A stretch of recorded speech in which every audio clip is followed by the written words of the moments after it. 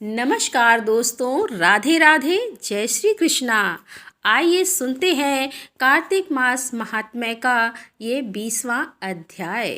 दोस्तों, इसके साथ ही हम आपको सुनाएंगे तुलसी माता की आरती। अनुपम कथा कार्तिक होती है संपन्न, इसको पढ़ने से श्री हरि होते हैं प्रसन्न। इतनी कथा सुनकर सभी ऋषि सूत जी से बोले कि हे सूत जी, अब आप हमें तुलसी विवाह की विधि बतलाइए। तब सूत जी बोले कि कार्तिक शुक्ल नवमी को द्वापर युग का आरंभ हुआ है, अतः यह तिथि दान और उपवास में क्रमशः पूर्वाह व्यापनी तथा पराह व्यापनी हो तो अच्छा है। इस तिथि को नवमी से एकादशी तक मनुष्य शास्त्रोक्त विधि से तुलसी के विवाह का उत्सव करे तो उसे कन्यादान का फल प्राप्त होता है। पूर्व काल में कनक की पुत्री किशोरी ने एकादशी तिथि में संध्या के समय तुलसी की वैवाहिक विधि संपन्न की। इससे वह किशोरी वैधव्य दोष से मुक्त हो गई।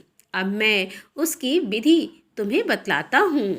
1 तोला स्वर्ण की भगवान विष्णु की सुंदर प्रतिमा तैयार कराएं अथवा अपनी शक्ति के अनुसार आधे या चौथाई तोले की ही प्रतिमा बनवा लें। फिर तुलसी और भगवान विष्णु की प्रतिमा में प्राण प्रतिष्ठा करके से पूजा करें। पहले देश काल का स्मरण करके गणेश पूजन करें, फिर पुण्य वाचन कराकर नांदी श्राद्ध करें। तत्पश्चात वेद मंत्रों के उच्चारण और बाजे आदि की ध्वनि के साथ भगवान विष्णु की प्रतिमा को तुलसी जी के निकट लाकर रखें। प्रतिमा को वस्त्रों से आच्छादित करना चाहिए। उस समय भगवान का आवाहन करें। हे भगवान केशव, आइए देव, मैं आपकी पूजा करूँगा, आपकी सेवा में तुलसी को समर्पित करूँगा और आप मेरे संपूर्ण मनोरथों को पूर्ण करें। इस प्रकार आवाहन के पश्चात 3 बार अर्घपाद और विष्टर का उच्चारण करके इन्हें बारी बारी से भगवान को समर्पित करें। फिर आचमनी पद का 3 बार उच्चारण करके भगवान को आचमन कराएं।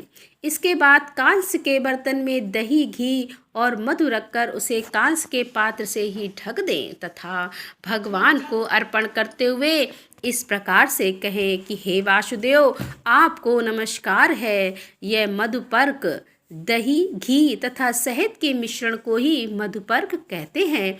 इसे आप ग्रहण कीजिए। तदंतर हरिद्रा लेपन और अभ्यंग कार्य संपन्न करके गोधूली की बेला में तुलसी और विष्णु का पूजन पृथक पृथक करना चाहिए। दोनों को एक दूसरे के सम्मुख रखकर मंगल पाठ करें और जब भगवान सूर्य कुछ कुछ दिखाई देते हों तब कन्यादान का संकल्प करें। अपने गोत्र और प्रवर का उच्चारण करके आदि की 3 पीढ़ियों का भी आवर्तन करें। तत्पश्चात भगवान से इस प्रकार से कहें कि आदि, मध्य और अंत से रहित त्रिभुवन प्रतिपालक परमेश्वर, इस तुलसी दल को आप विवाह की विधि से ग्रहण करें। यह पार्वती के बीज से प्रकट हुई है और वृंदा की भस्म में स्थित रही है तथा आदि, मध्य और अंत से शून्य है। आपको तुलसी बहुत ही प्रिय है, अतः इसे मैं आपकी सेवा में अर्पित करती हूँ। मैंने जल के घड़ों से सींचकर और अन्य प्रकार की सेवाएं करके अपनी पुत्री की भांति इसे पाला पोसा और बढ़ाया है।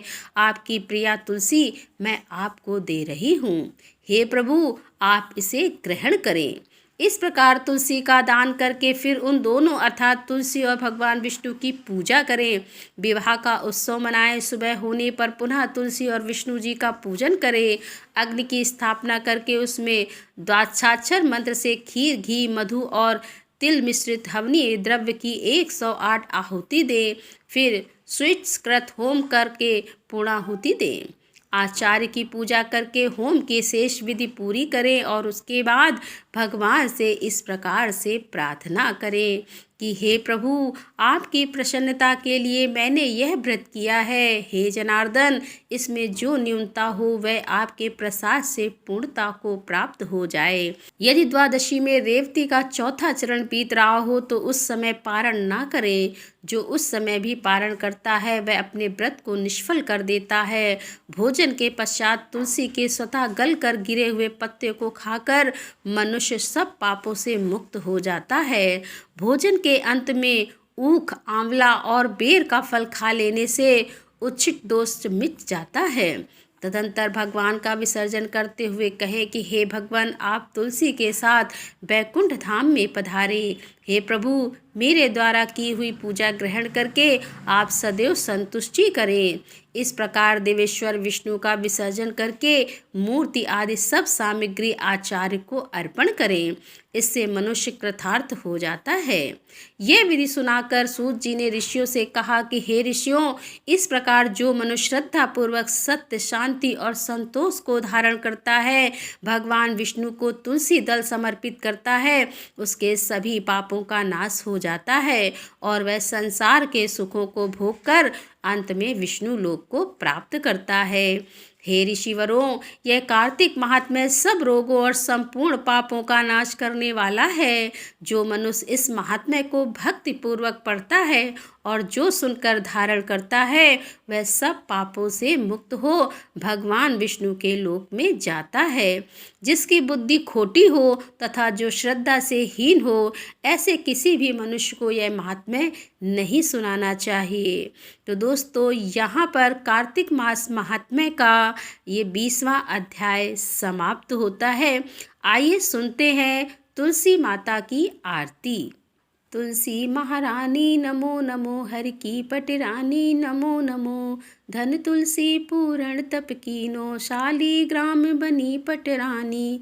जाके पत्र मंजरी कोमल, श्रीपति कमल चरण लपटानी।